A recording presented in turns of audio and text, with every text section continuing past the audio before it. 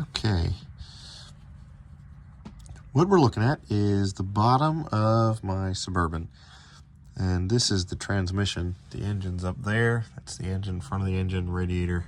We're getting upside down. Anyway, so this is the transmission with the pan off. The transmission pan is just a metal cover that kind of looks like a cake pan that covers all this up, bolts up right here around this flange right here with a gasket. And I'm just going to go through a couple of things we can see under here because I figured you guys might want to see if you've never seen it before. So this is the cable right here that actually goes up to the lever that's on the side of the steering column. When you shift gears, you're moving this, and that is connected.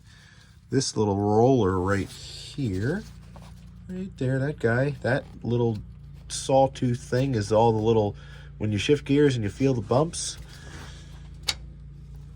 that's what creates that right there. And this is the first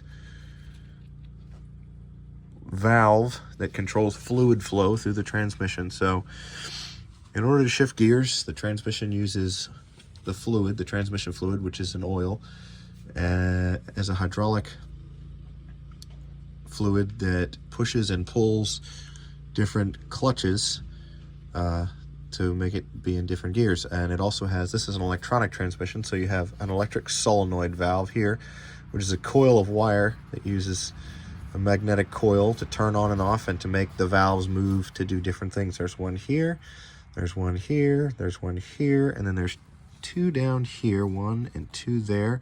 And this is a set of little switches, and when the transmission shifts gears, it puts fluid pressure on different things inside, and it also puts fluid pressure on different switches in here to tell the computer, hey, I actually shifted gears.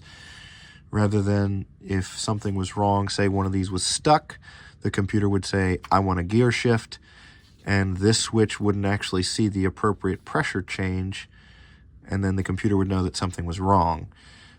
There's also a speed sensor that can tell how fast the input side of the transmission and the output side of the transmission is turning, and that's another way that the computer can tell, hey, everything's right, I'm getting the appropriate speed for the gear that I want to be in.